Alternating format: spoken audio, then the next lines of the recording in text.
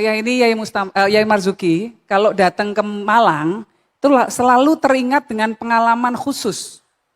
Ya, pengalaman khusus menyangkut dengan Gus Dur.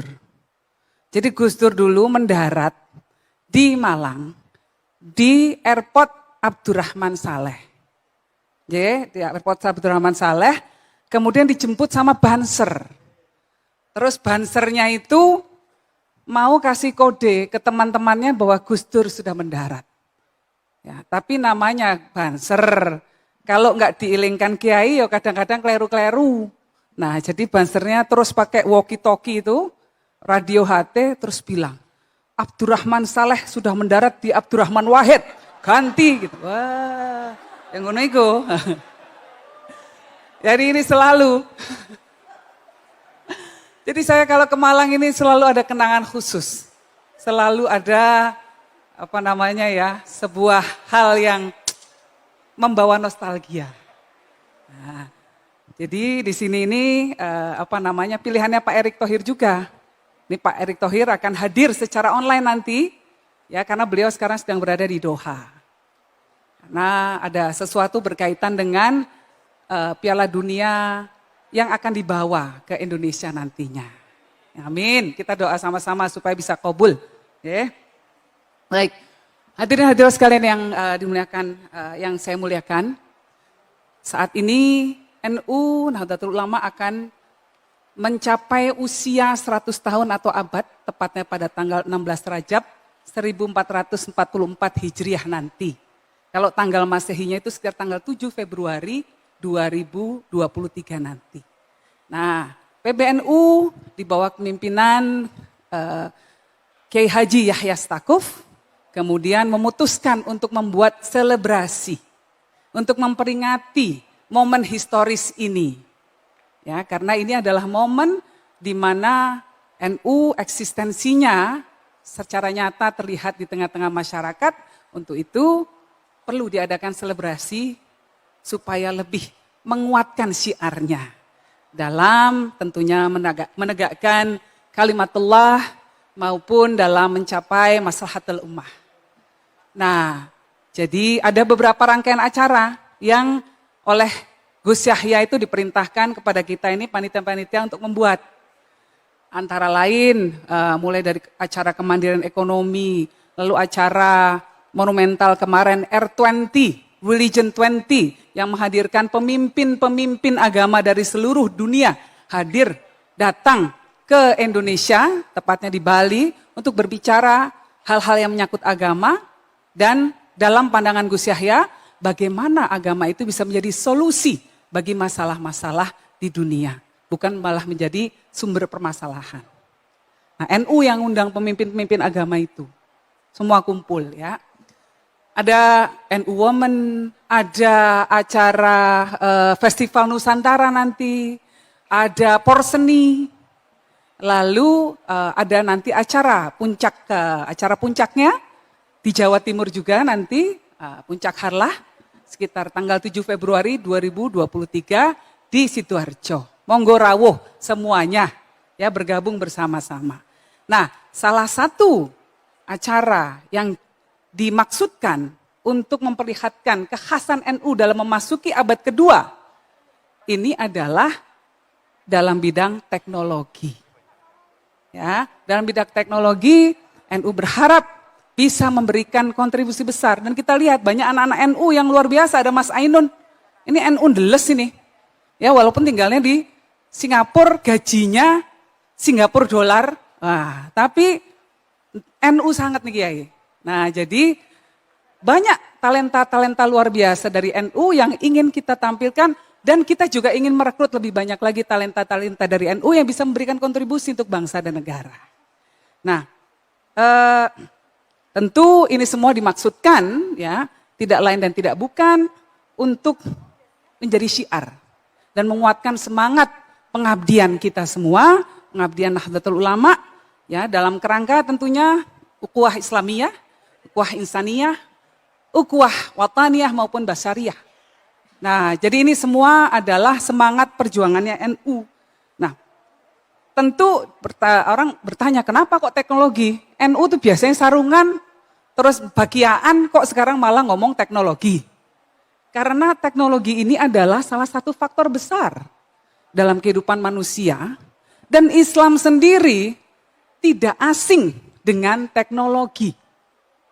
Ya, Islam sendiri tidak asing dengan teknologi. Dan NU sebagai organisasi Islam terbesar, tidak saja di Indonesia tapi juga di dunia, tentu sangat akrab dengan teknologi. Kalau dalam sisi keislaman ya, saya punya catatannya nih, apa yang jadi catatan-catatan, invention, temuan-temuan teknologi yang sangat erat kaitannya dengan Islam.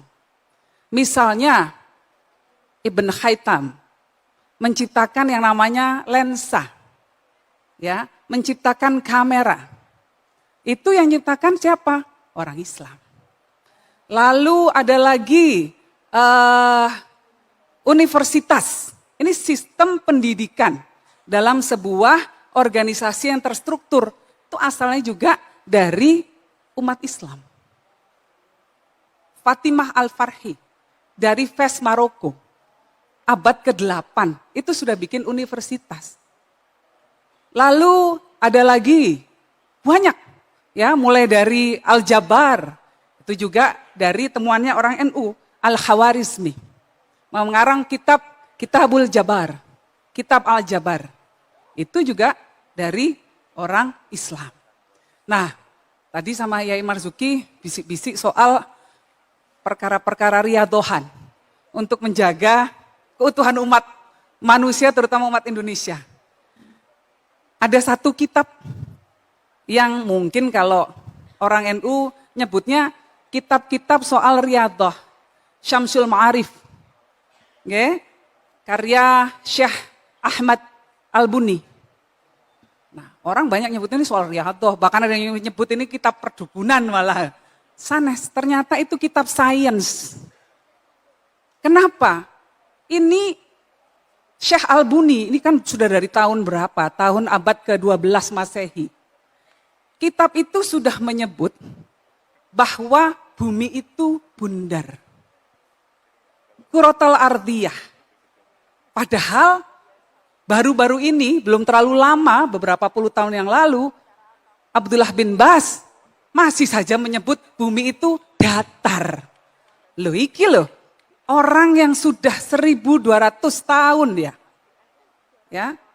Al-Buni, Syekh Al-Buni sudah menyatakan bahwa bumi itu bundar.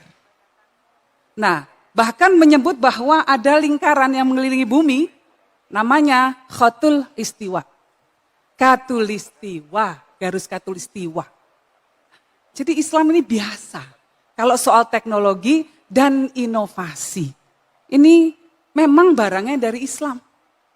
Ya. Lalu sifir, ya, angka 0. Itu juga disebut ini temuannya orang Islam. Bayangkan kalau nggak ada angka 0, kita ngitungnya mau sampai songo. Nggak ada 10 soalnya. Lah bingung kan? Bagaimana kemudian kita mau melakukan apapun? Sekarang hitung-hitungan sudah miliaran, angkanya sudah triliun, angkanya berapa nolnya itu? Nah, artinya karena Islam begitu lekat dengan teknologi, ini sesuatu yang harus dirangkul oleh umat Islam dan ini harus menjadi salah satu ciri khas NU untuk menyongsong abad kedua. Itu. Jadi dan tentunya kita semua di NU ini hanya mengartikulasikan, saya rasa apa yang dalam hatinya, baik Gus Yahya maupun para yai-yai lainnya. Ya, NU itu punya cita-cita bahwa suatu hari nanti ada Nahdiyin dan Nahdiyah yang bisa menjelajah ruang angkasa. Kalau suatu hari nanti mas-mas mbak-mbak dengar ada solawatan di bulan, nah pasti itu orang NU. Nah gitu. Ya, itu cita-cita kita. Ini cita-cita yang realistis, sangat realistis. Karena saat ini sudah dibahas semua. Pesawat ulang-alik menuju bulan, Elon Musk, semua, Jeff Bezos, semua menginvestasikan uang billions of dollars. miliaran dolar untuk memastikan bahwa teknologinya bisa terjadi. Manusia bisa mengirim lagi. Kita bisa mengirim lagi manusia-manusia keluar angkasa, ke Mars, ke bulan. Nanti ya Marzuki, di sana nanti kita sekarang pabrik-pabrik masih di bumi. Nanti cita-citanya suatu hari supaya buminya ini lebih bersih. Enggak ada asap-asap kotoran dari pabrik, pabriknya di bulan saja. Atau di Mars saja. Jadi buminya lebih hijau. Ini cita-cita yang saya rasa mungkin ya Yai Marzuki udah nggak ada. Gus saya nggak ada. Saya nggak ada. Tapi cucu kita nanti yang melanjutkan. Minimal dalam acara menuju abad kedua Nahdlatul Ulama kita sudah mencanangkan bahwa Nahdien dan Nahdiyah nantinya akan melanglang buana di luar angkasa. Nah, kalau kita ingin menguasai teknologi maka harus difasilitasi, karena itulah kita mengadakan acara NU Tech ini. Ya, terima kasih untuk semua pihak yang telah menjadi partner kami, terutama Telkom dan semua pihak yang telah membantu dari narasi, ya. Dan kita harapkan bahwa acara hari ini akan menghasilkan karya-karya hebat. Tadi sudah dijelaskan panjang lebar oleh Mas Fajrin, acaranya apa saja, saya nggak perlu mengulang lagi. Tapi intinya bahwa kita punya harapan besar bagi adik-adik sekalian yang ada di sini. Kalianlah yang akan meneruskan perjuangan para kiai-kiai dan bunyai-bunyai NU. Tapi dengan cara yang berbeda. Caranya melalui teknologi. Syiarnya, dakwahnya melalui teknologi. Dan tentunya itu semua dimaksudkan tidak lain dan tidak bukan hanyalah untuk mencapai maslahah atau kebaikan di masyarakat. Saya rasa dari saya itu dulu. Terima kasih banyak atas semua kerja kerasnya dan semoga tim terbaik yang akan menang dalam kompetisi nantinya. Allahumma fiqh ila aqwamit thariq. Wassalamualaikum warahmatullahi wabarakatuh.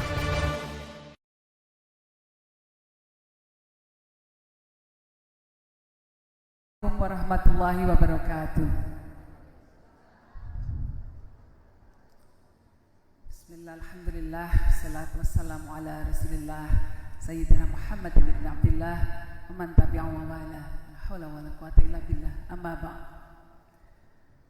Yang sama-sama kita muliakan dan kita banggakan Kiai Haji Yahya Khalil Stakuf selaku Ketua Umum Pengurus Besar Nahdlatul Ulama, seorang mujahid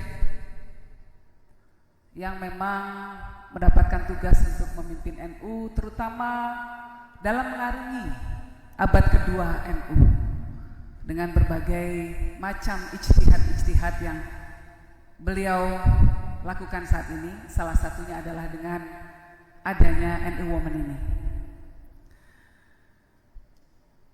Juga yang saya hormati seluruh pengurus PBNU yang telah hadir, segenap pengurus PWNU yang hadir baik secara fisik maupun virtual, pengurus PCNU, pengurus ranting, pengurus anak cabang, para pengurus banom-banom dan lembaga NU, dan seluruh masyarakat Nahdlatul Ulama yang telah hadir baik secara fisik maupun virtual.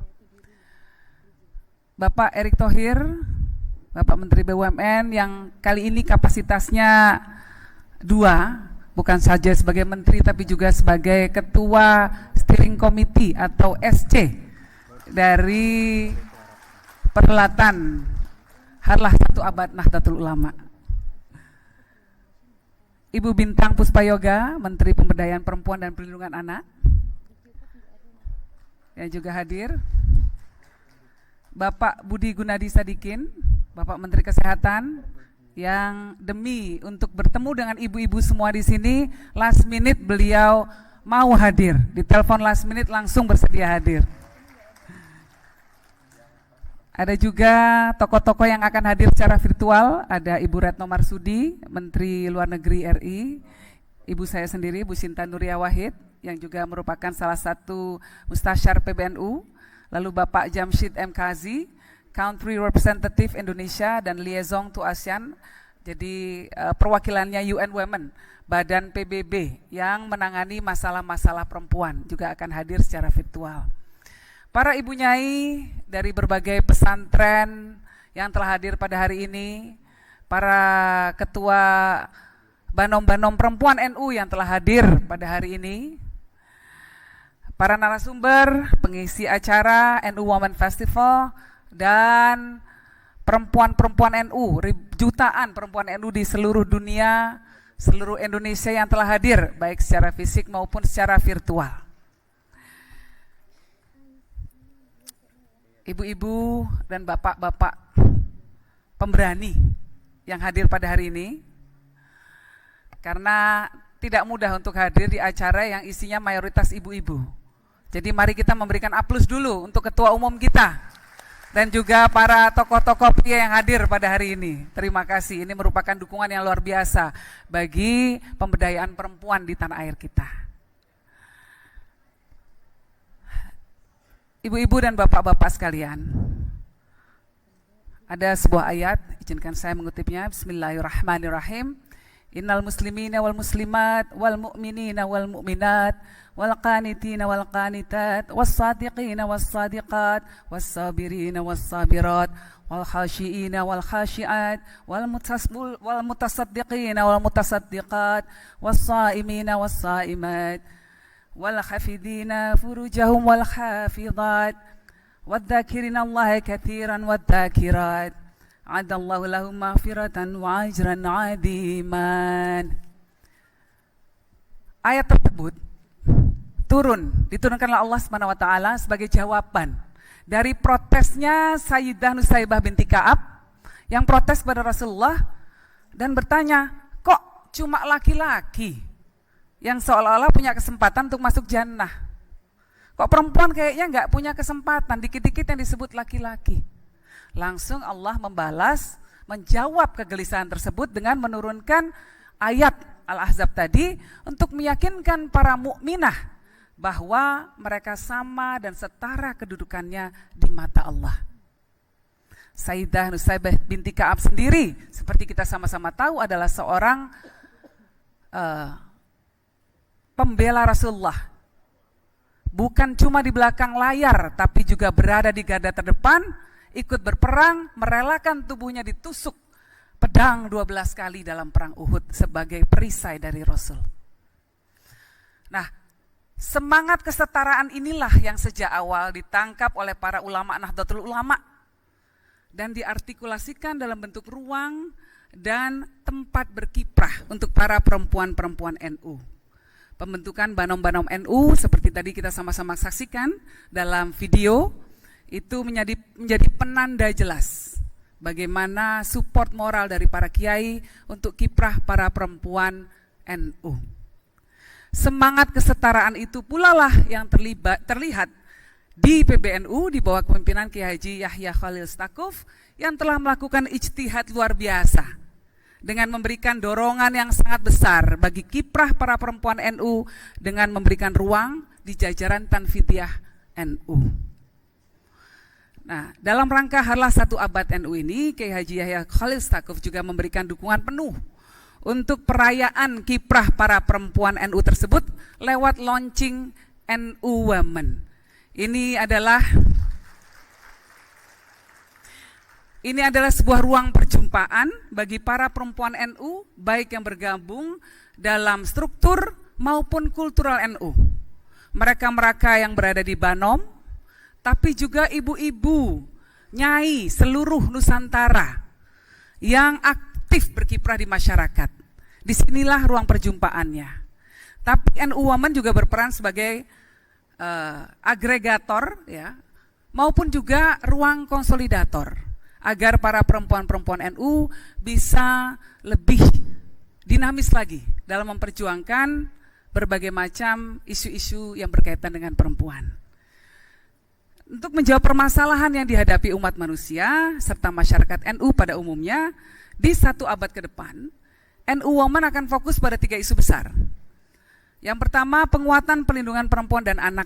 Nah, ini terutama Bu Bintang, partner kita yang utama. Lalu yang kedua, penanggulangan perubahan iklim. Dan yang ketiga, pemberdayaan perempuan NU secara ekonomi, sosial, politik maupun keagamaan. Kita sama-sama tahu bahwa perundungan seksual masih banyak terjadi di masyarakat kita. Salah satunya ada di kalangan lembaga pendidikan. Dan banyak juga terjadi di lembaga pendidikan berbasis agama. Nah, ini tentu harus menjadi perhatian utama kita dan ini menjadi isu. Salah satu isu yang akan coba kita tanggulangi bersama. KDRT juga masih kerap terjadi, bahkan ada salah satu public figure, selebriti yang baru saja mengalami kekerasan dalam rumah tangga. Nah, namun selebriti ini memutuskan untuk mencabut gugatannya, ya, dengan mengatakan bahwa masih sayang. Tapi jangan tertawa, karena ternyata data menunjukkan bahwa rata-rata korban KDRT di atas 50% akan cenderung kembali kepada suaminya atau istrinya, bisa juga tergantung siapa yang melakukan kekerasan. Datanya seperti itu. Nah, ini PR besar bagi Ibu Bintang dan bagi kita semua untuk terus mengedukasi masyarakat, mengedukasi perempuan agar bisa keluar dari rantai yang membelenggu mereka ini. Nah, ini salah satu tugasnya dari NU Women. Nah, kita di NU Women akan melakukan program-program peningkatan kapasitas, membentuk Satgas Perempuan yang punya tugas utama untuk membentuk mekanisme pencegahan dan penanganan kekerasan. Yang kedua, soal penanggulangan perubahan iklim, ini berkaitan dengan pemanasan global. Ini bosnya Pak Erik, Pak Jokowi, sudah memberikan target bahwa Indonesia tahun 2060 nanti harus 0% emission. Kita harus bisa mencapai target 0% emisi yang sudah ditetapkan oleh pemerintah. Tentu pemerintah harus dibantu. Gak bisa pemerintah jalan sendiri. Masyarakat harus ikut terlibat. Nah, karena itulah di NU, terutama NU Women, akan ada penggerak-penggerak hijau dari kalangan perempuan yang akan bekerja untuk menangani masalah perubahan iklim. Walaupun ini bukan sesuatu yang baru, Gus saya sangat mengerti sekali karena beliau intens dulu dengan Kiai Ali Yafi, misalnya membahas soal fikih al-bid'ah, yaitu fikih lingkungan hidup yang sudah lama digagas di kalangan NU. Yang ketiga, lokus pemberdayaan adalah tentang pemberdayaan perempuan atau women empowerment dalam bidang ekonomi, sosial, politik yang representatif dan substantif, dan juga dalam bentuk agama, dalam bidang agama.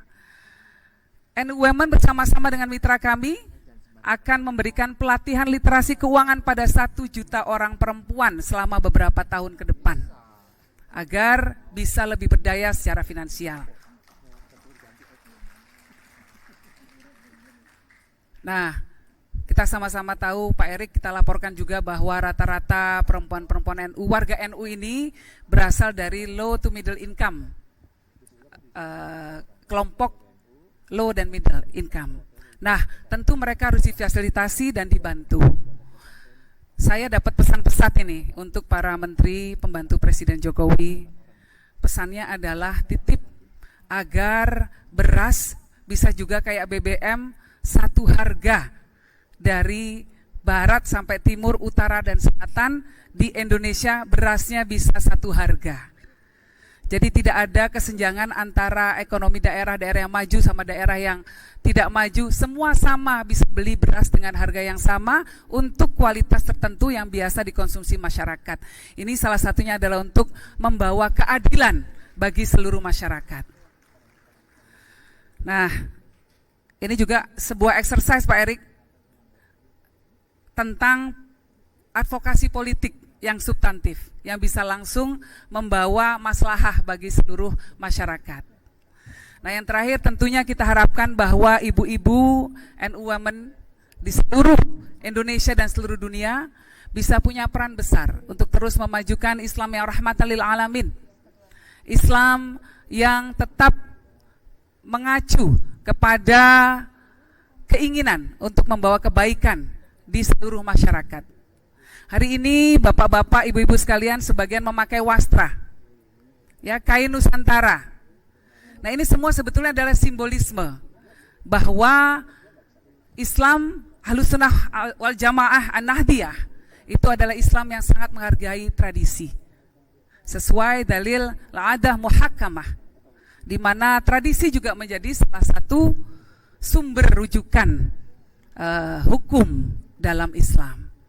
Nah, inilah kiprah dari para NU Women dalam mencoba untuk menjawab permasalahan-permasalahan dari perempuan-perempuan maupun masyarakat pada umumnya di abad kedua NU nanti.